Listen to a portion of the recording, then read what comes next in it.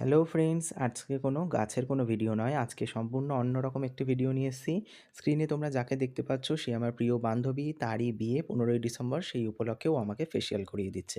তো আমি করছি লোটাসের গোল্ড ফেসিয়াল কিট। সবার প্রথমে আমাকে দিয়ে দিল ক্লিনজার দিয়ে মুখটা ক্লিন করার পর এখানে দিয়ে দিল অ্যাক্টিভেটর।